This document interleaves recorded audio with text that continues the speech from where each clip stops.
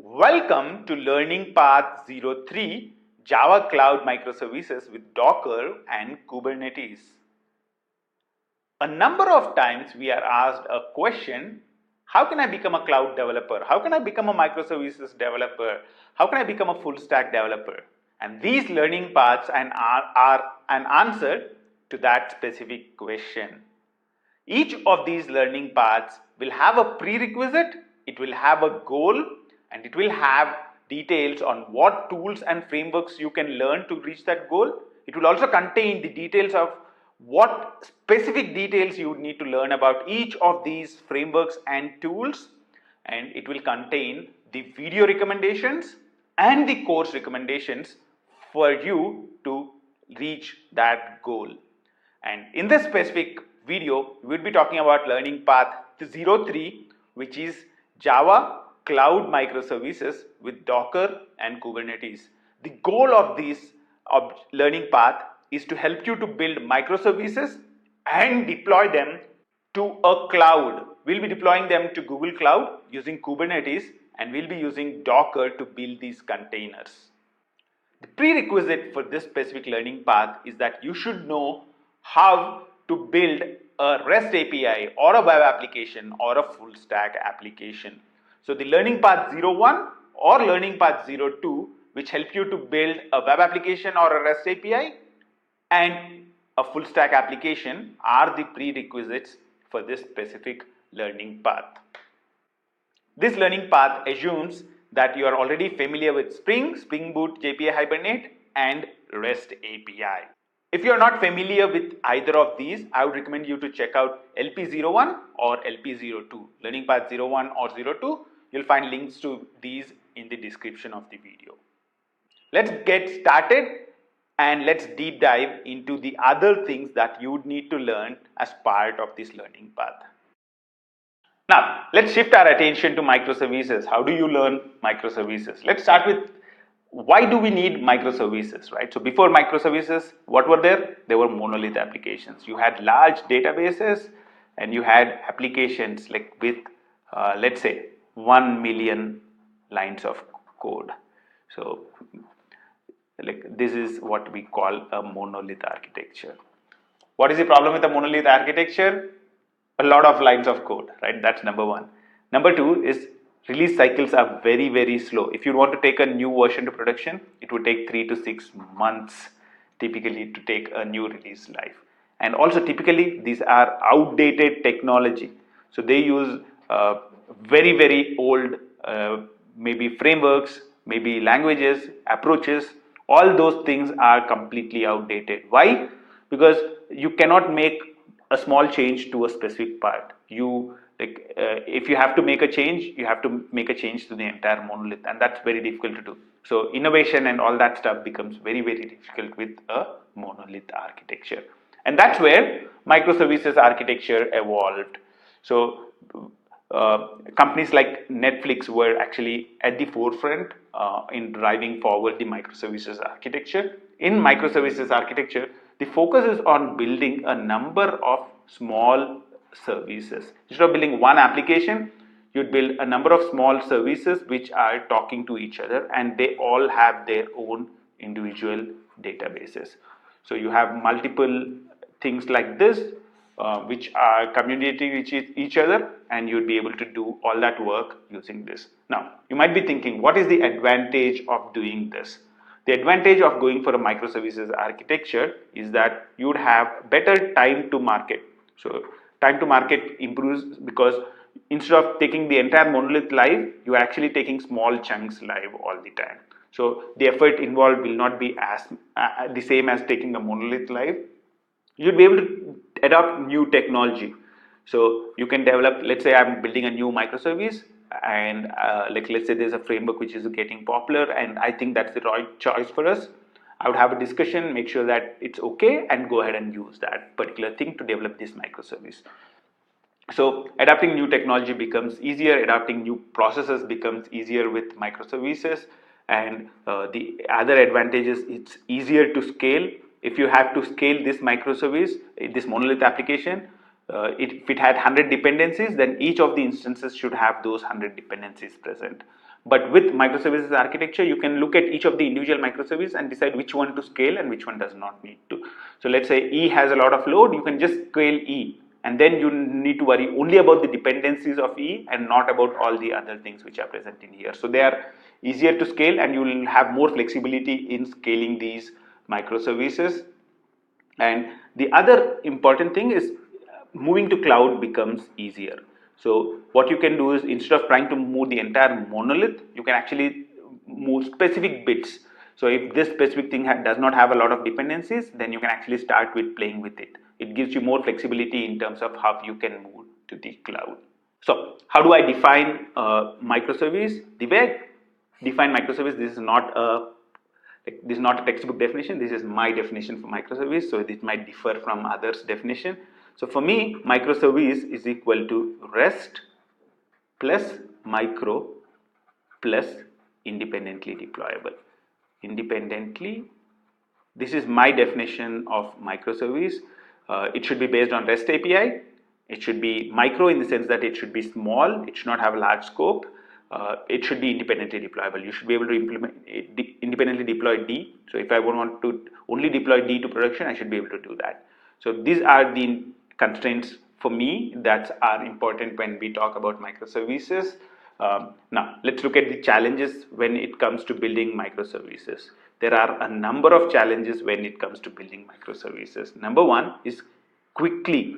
So earlier we just had one monolith, so I can take some time to set it up and all that stuff. But now we are building a number of microservices, so you have to do it quickly, and you have to have automated processes. So automation becomes very, very important, because earlier you were deploying one application, but now you are deploying lots of microservices, smaller ones, so you cannot do that manually anymore. You have to have automated processes around all that fun stuff. Now, the other important challenges is the infrastructure support that is needed. So you need a lot of infrastructure support. Like, these microservices will need a lot of features to be able to talk to each other and distribute the load and like manage the configuration and all that stuff.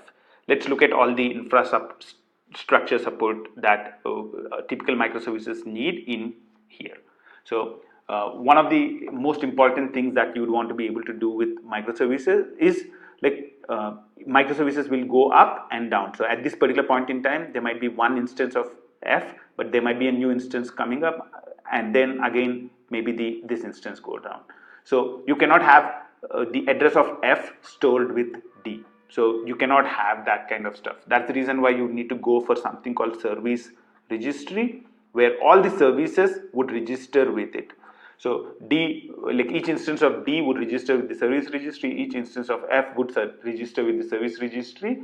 And what would happen is, when you are doing load balancing, let's say you have a load balancing tool, the load balancing tool will talk to the service registry and make sure that the load is balanced between all the instances live at that particular point in time. There is also a need for something called centralized configuration. You have tons of microservices. They might have number of configurations that are important, and also we are talking about multiple environments. You'll have a dev environment, a test environment, a stage environment, a production environment. So each of these will have different configurations. So if you have 100 microservices, 4 environments, you are already talking about 400 sets of configuration. Managing this configuration becomes very, very tough, and that's where a centralized management tool will help. What the centralized management tool can help is, you have a centralized place where you store all the configuration, and the config server would serve all the configuration from there. So every other microservice can talk to the config server, get the configuration of its own. It can give an input saying, okay, I am microservice A and I am inside dev environment, I would want the configuration for myself, and it would return the configuration. So centralized configuration is one of the important things. There are a lot of common features for each of these microservices. So you'd want to implement things like rate limiting, you'd want to implement authentication, all the common features in a typical single application world, you would implement them using aspect-oriented programming. But in a microservice world, you cannot use aspect-oriented programming. You have to use something like an API gateway. So what happens is, the API gateway sits behind all the microservices. sits in front of all the microservices. So before a request goes to a microservice, the API gateway intercepts it, and then it would make sure that the common features are implemented, and then the request goes down to the microservice. The last important thing that you need to add to your microservices is monitoring and distributed tracing. It's very important to be able to monitor your applications, because instead of having one microservice, now you have a lot of microservices. If something goes down, you don't even know if you don't have monitoring around them. And also distributed tracing becomes very, very important, because let's say a request goes through multiple microservices. Let's say a request starts from B to C, C to D, D to A, and goes here, and there's a problem with that request. How do you debug? How do you find out where the problem is? That's where distributed tracing is very, very important. Now, let's look at some of the interesting solutions that are present for the challenges for microservices.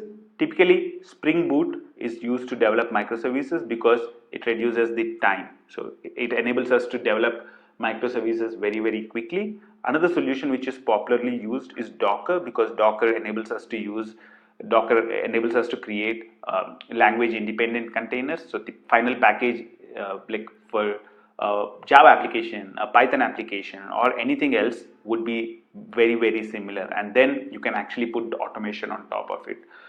The other solutions which are important are container orchestration solutions, because when you have let's say I'm using Docker to build containers, and I have a container for each of these microservices and multiple instances of these containers present.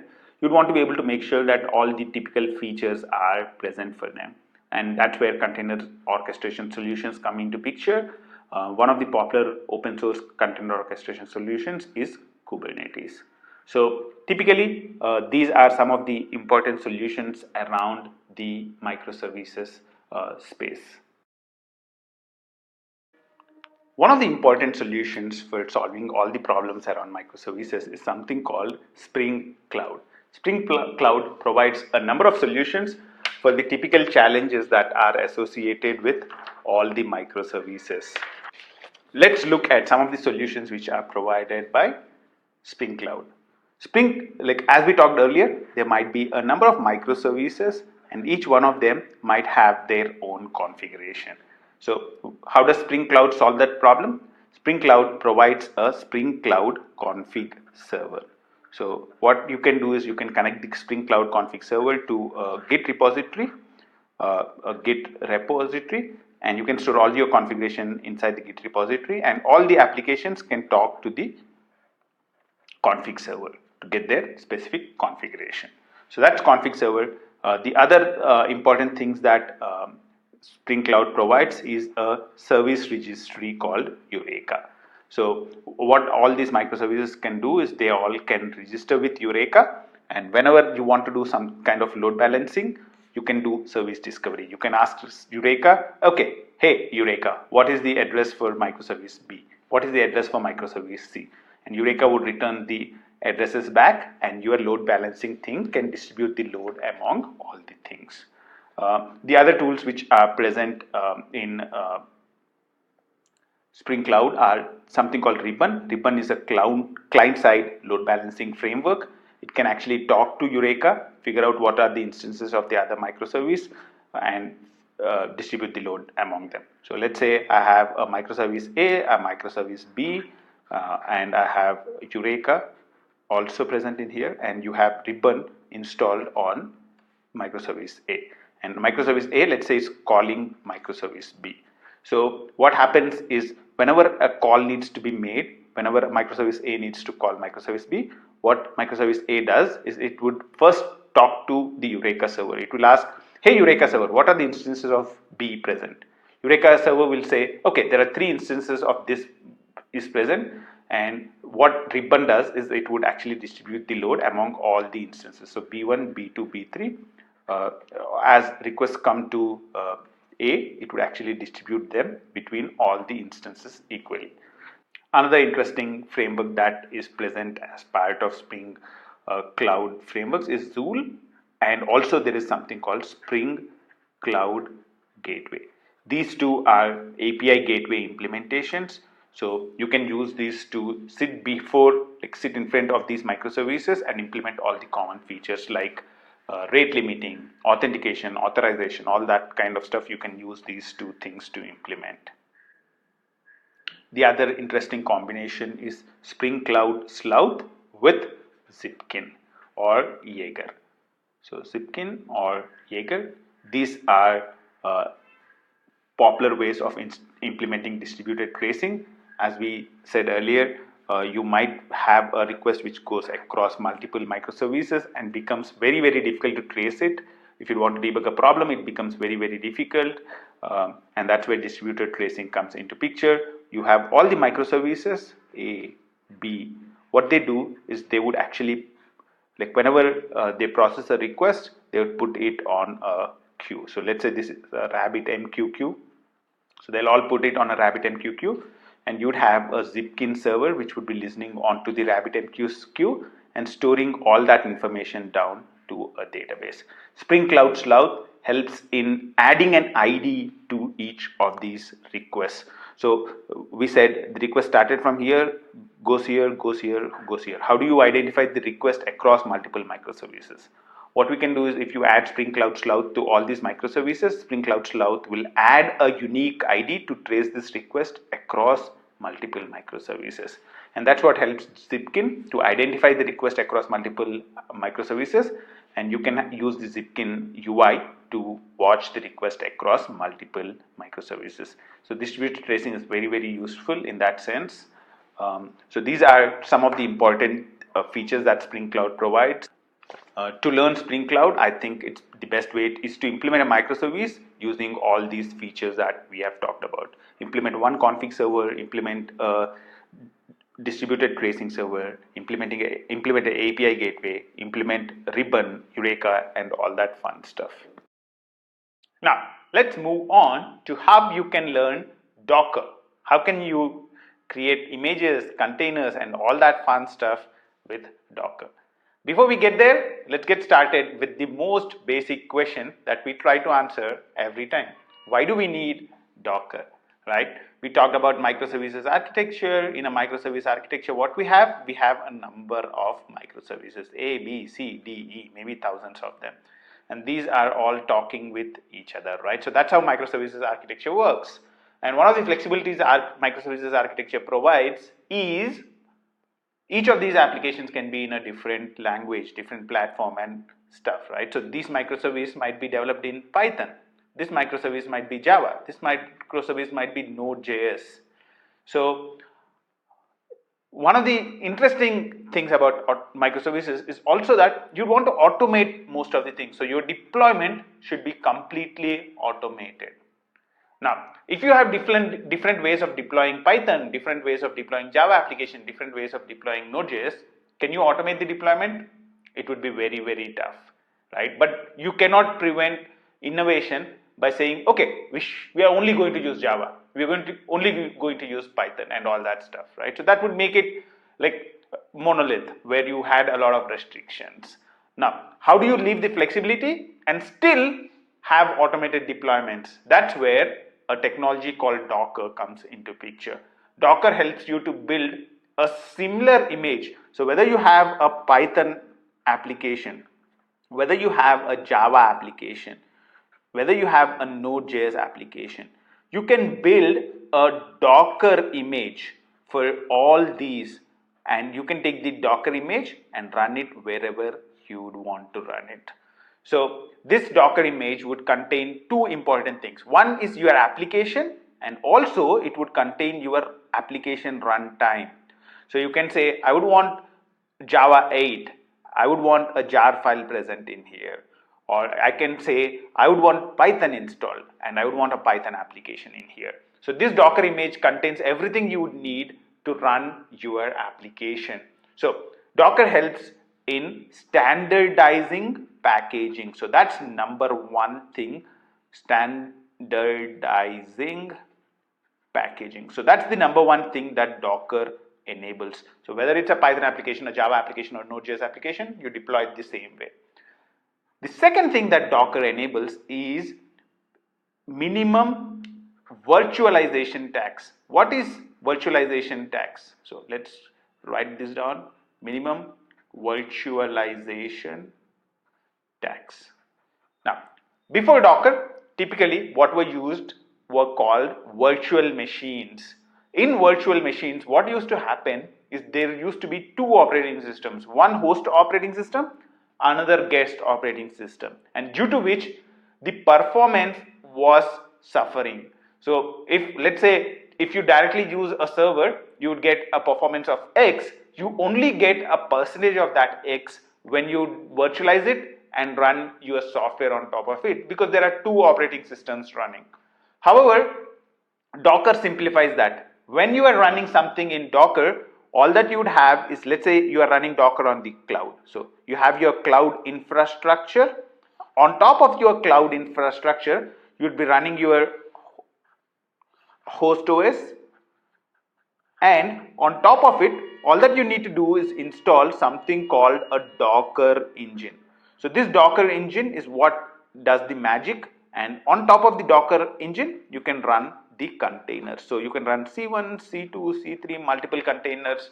And the interesting thing is you don't really have two versions of the operating system. There is just one operating system, and Docker engine makes sure that it takes care of all the things that your Docker containers would need.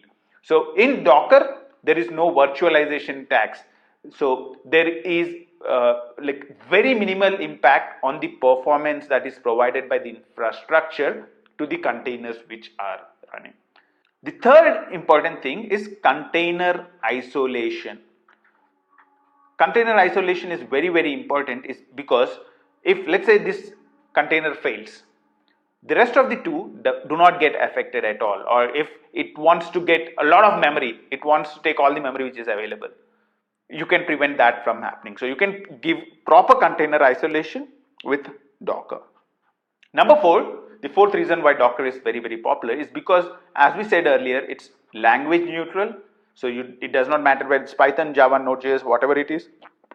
You can build a Docker container for it. You can build a Docker container for a web application, a full stack application. You can build it for a batch application. Whatever you want, you'll be able to build a container for it, container image for it. So it's language neutral. The other thing is it's platform neutral, and also it's cloud neutral. You can use Docker containers and deploy them into AWS, Azure. You can deploy it to Google Cloud, wherever you'd want to run. So these are the whys around Docker, right? So this is the reason why Docker is now one of the primary ways of how applications are deployed. So if you are talking about microservices, typically most of the enterprises today use Docker containers to actually deploy your microservices to the cloud. Now, when you are learning Docker, what are the things that you would want to focus on? What are the things that you would want to learn, right?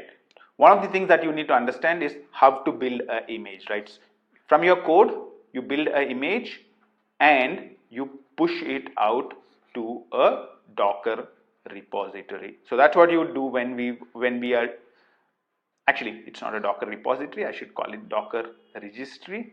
So this is what is done when we actually do anything with Docker. So from your code, you build an image and you push the image out to Docker registry, and from the Docker registry, you can pick the image and deploy it to any place you would want. You can deploy it to your own data center, you can deploy it to the cloud, you can deploy it to anywhere you would want from your Docker registry. So this Docker registry, you can kind of think of it like a Maven repository. So Docker registry is a place where all the images, Docker images, are present. So you need to understand the concepts of image, a registry. You need to understand the concept of a container. So a static version is an image. When something is running on a Docker engine, it's called a container. You need to understand the Docker architecture that we talked about earlier. You need to understand how to build images for different kinds of applications. If you are in the Java world, you might want to build an image with a jar. You might want to build an image with a var file. You might want to build an image for a full stack application. You can try and build images for microservices and try and deploy them. So that's one of the ways you can actually play around with Docker. And also you need to try and build a number of Docker images. There are a number of plugins which are available. One is called Dockerfile Spotify plugin. The other one is called Jib. Jib actually is one of the wonderful plugins which is provided by Google. There is also Fabric 8, Docker Maven plugin. So all these plugins are useful in building Docker images for Java projects. The other interesting thing that you definitely need to learn is something called a Docker file. So Docker file can contain instructions on how you can actually build a Docker image. The other interesting thing that you can learn whenever you are trying to learn Docker is how to use existing Docker images. So let's say I would want to run a MySQL database. Let's say I would want to run RabbitMQ. One of the things that you can do is you can go to Docker Hub. Docker Hub is the central Docker repository. So you can go to Docker Hub and you can get the image of these. So you can get the images for MySQL, you can get the images for RabbitMQ and try and run them in the local as a Docker image. You don't really need to install it on your local machine. You just use Docker, pull the image, run it, use it. Once the application is done and dusted, you can throw them away. So that's what Docker really enables. Now, so let's look at some of the best practices around Docker. One of the things that you would want to learn around Docker is all the commands, right? So you'd want to be an expert with Docker. You want to play with all the commands.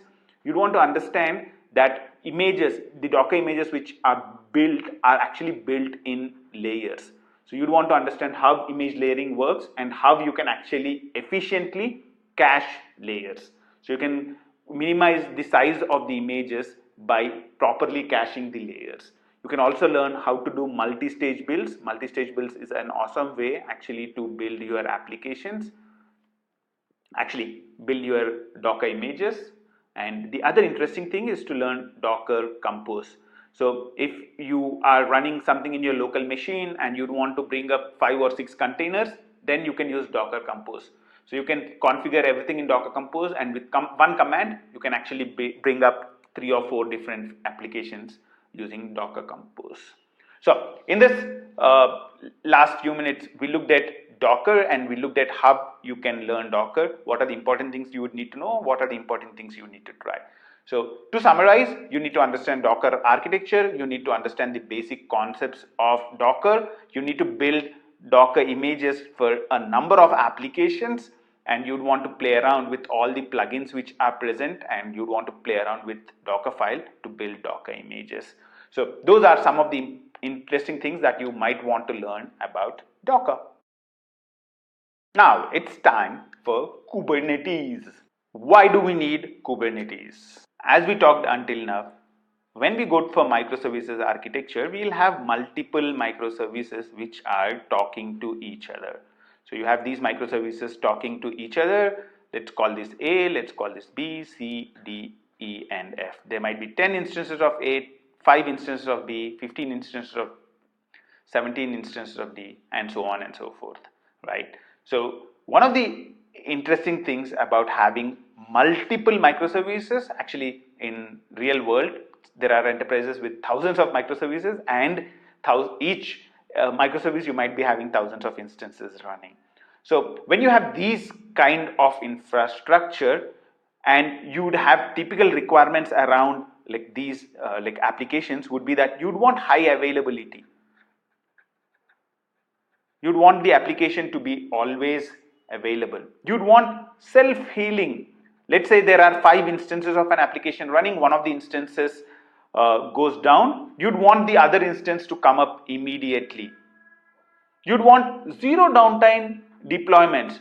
So whenever I want to deploy a new version, I would want to be able to deploy it with zero downtime. So these are some of the important requirements whenever we talk about microservices architecture. The other important requirements when we talk about microservices architecture are typically you want service discovery, you'd want load balancing, all these kind of interesting stuff, right?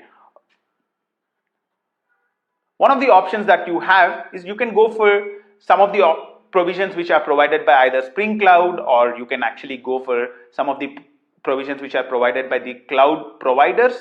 But it makes things really complex, because then like if you are using cloud provider specific feature, then you are tied to the cloud provider. If you are using Spring Cloud specific feature, then it will be difficult to use them from a Java, like from a different language other than Java. From Java applications, from Spring Boot applications, you should be able to easily connect to Spring Cloud things. But let's say you have a Python application, a Node.js application, or you'd want to build a new kind of application. From there, connecting to this specific thing, I mean, to the Spring Cloud specific thing becomes very, very tough. And that's where this thing called Kubernetes comes into picture. Kubernetes is a container orchestration solution. So Kubernetes is cloud neutral container orchestration solution. Like there are cloud specific container orchestration solutions, like for example AWS has this AWS Fargate or AWS ECS. That's a cloud specific container orchestration. Kubernetes is a cloud neutral container orchestration platform. The amazing thing about Kubernetes is that it's declarative. What do you mean by declarative? All that you need to tell is this is the container image I would want to run, and I would want 5 instances of it running. That's it. That's what you need to tell Kubernetes, and Kubernetes would make sure that there are 5 instances of that application running all the time. Even if one of these instances goes down, it would bring another one. So Kubernetes is very, very powerful in that sense. Now let's see how Kubernetes architecture looks like. So you have a container image and you have some configuration that you need to provide. So 5 instances. These are the databases I would want to connect to and things like that. All that configuration, and this is the input for Kubernetes, and Kubernetes would actually use a cluster. In this cluster we would have things called master nodes and you have nodes. This is at a high level the architecture of Kubernetes. So you can say I would want this container image, this many instances, and provide the configuration out to Kubernetes, and Kubernetes would actually deploy that down to a cluster. In the cluster you can actually have a number of master nodes. Typically you would want to have multiple master nodes because you would want high availability. The nodes are where the actual containers are finally running. So this is where the actual work is done. The master node is for managing the work on the nodes. So when you would actually say container, I would want 5 instances of this container running, then master node would be checking, okay, are there 5 instances running? If there are less than 5 instances running, it would actually add a new instance. It will also make sure that it's highly available. If any of the instances goes down, it brings it up, it provides self-healing, all that. Like master node is for managing the cluster and nodes are the ones which does the work. So this is at a high level the architecture of Kubernetes, and we already looked at the important features down here. The most important thing about Kubernetes is that it's cloud neutral. There are services offered by all the cloud providers for Kubernetes. Google Kubernetes Engine, you have Azure AKS, Azure Kubernetes Service. We also have AWS EKS, Elastic Container Service for Kubernetes. So all these are the services which are present for Kubernetes. You can run Kubernetes on your local machine. You can actually run Kubernetes inside your data center. You can also run it on the cloud. You can run it you can also use OpenShift. OpenShift is another Kubernetes based platform. So Kubernetes is present almost everywhere there is cloud. Now, if you want to learn Kubernetes, what are the things that are important? Architecture we already talked about. You need to understand a few important concepts around Kubernetes. What are the concepts that you would want to understand around Kubernetes? You need to understand what is a pod. You would want to understand what is a service. You would want to understand what is an ingress. You would want to understand what is a replica set, and you would want to understand what is a deployment. These are some of the very, very important concepts which are present in Kubernetes. You'd want to be able to use kubectl. Kubectl is the command line which is provided by Kubernetes. It's very, very important. If you'd want to be really, really good at Kubernetes, you have to be an expert at kubectl. The other thing you might want to learn is persistent storage. If you want to store data, persist something across containers, you want to share something between containers, then you need to go for persistent storage. So there are things like PV, persistent volume, PVC, persistent volume claims, which help you to do persistent storage in Kubernetes. The other things you would want to learn is how to do application configuration. So you can store application configuration in Kubernetes by using something called config maps, and you can also store secrets also in Kubernetes. So secrets is to store something like a database password or things like that. And the greatest way of learning Kubernetes is to actually deploy a variety of applications. Deploy a web application, a full stack application, a microservice. So deploy a number of applications and try like playing with Kubernetes. The amazing thing about Kubernetes is the concept of service mesh. So with service mesh, one of the popular service meshes is Istio. With Istio, you can actually get multiple features out of Kubernetes. You can do things like canary deployments. You can add observability. So you want to see what's happening inside your cluster, inside everything that's happening in Kubernetes. So you can add observability using Kiali. You can actually add a lot of metrics and visualization. So you can generate a lot of metrics and visualization around your cluster by using Grafana and Prometheus. So Grafana, Prometheus is a time series database. So you can actually do all that stuff. The other interesting thing is distributed tracing. So you can do distributed tracing using Jaeger. Jaeger is one of the popular distributed tracing options. You can actually integrate Istio with all this stuff and do a lot of amazing things. The last and most important thing that you'd want to learn about Kubernetes is something called Helm. Helm is the package manager for Kubernetes, if I can call it that way. It simplifies the configuration. Like whenever you talk about Kubernetes, there are a lot of YAML files that you would use. So all these things can be configured using YAML files. And if the YAML files become big, they become really, really tough to manage. And you can actually use Helm to simplify the creation of the YAML files and store your configuration in a very, very easy way. So there you go. Those are some of the important things that you would want to learn about Kubernetes. Kubernetes is an amazing thing. I mean, I love Kubernetes and the flexibility it brings, especially the fact that it's cloud neutral. Google Kubernetes Engine, Azure AKS, AWS EKS, all these support Kubernetes. And once you, Kubernetes is something which is a little difficult to start with, but once you get hang of it, it's like amazing. So I would recommend you to actually try out Kubernetes and see what you can learn about it. Now that we understood what are the recommended skills and we looked at them in depth, let's look at the learning path. Let's look at the courses and the videos which would help you to do this learning path. You'll find this link in the description of the video. So go ahead and look at the description of the video and browse down to here. The recommended skills that we talked about in here are the Spring Boot, Spring Cloud, and we said Docker, Kubernetes. We also wanted to build the skills on JPA and Hibernate. Ultimately, what we wanted to do was build something, and we would want to actually deploy. We would want to build a microservice, and we would want to containerize it, and we would want to deploy it to one of the clouds using Kubernetes. So that was our goal, and the prerequisite skills for this are that you should know to build a web application or a REST API or a full stack application with Spring and Spring Boot. And once you know Spring and Spring Boot, you can go on to the course path which is recommended in here.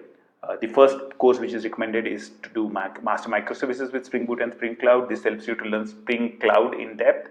It helps you to learn REST API. It helps you to learn Spring Cloud in depth. All the microservices features, and after that you can learn how to containerize them. You can see it's Docker crash course with Java Spring Boot microservices. So you'll learn what is Docker and all that stuff and Spring Boot microservices in here. The last course which we recommend as part of this learning path is Kubernetes for Java developers on Google Cloud. The interesting thing is this particular course uses Kubernetes installed on Google. The interesting thing is this particular course uses Kubernetes which is installed on Google Cloud. So we'll use Google Cloud Engine. This course does not expect you to have any knowledge on Google Cloud at all. The thing is with Kubernetes, it's easy to learn on the cloud than on your local machine, and that's the reason why we chose to use Google Kubernetes Engine to create this course. And this is an amazing course with amazing reviews, and I would recommend you to check that course to learn about Kubernetes. So those are the course recommendations. We also have a few preview courses, like you can watch this video to learn Docker, the basics of Docker at least. To learn the basics of Kubernetes, you can watch this video. We also have other solutions for other clouds. Other services which are provided in AWS, Elastic Beanstalk, AWS Fargate. We have a solution for PCF and also Azure WebOps present in here. So these are all free preview features where we look at the first 1 hour of our courses. The other paths which are present in here, like we are actually looking at right now the microservices containerization and the container orchestration path. We are also offering several other paths. You can check them out by clicking the link down there and going on to the other learning paths in here.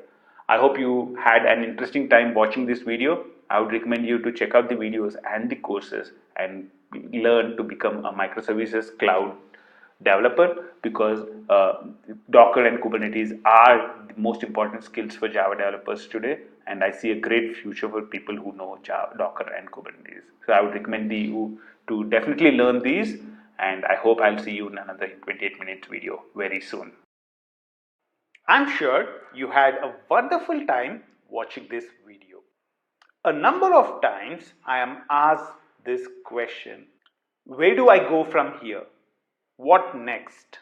There are 4 amazing things that you can do to benefit from the great content that we are creating at in 28 minutes.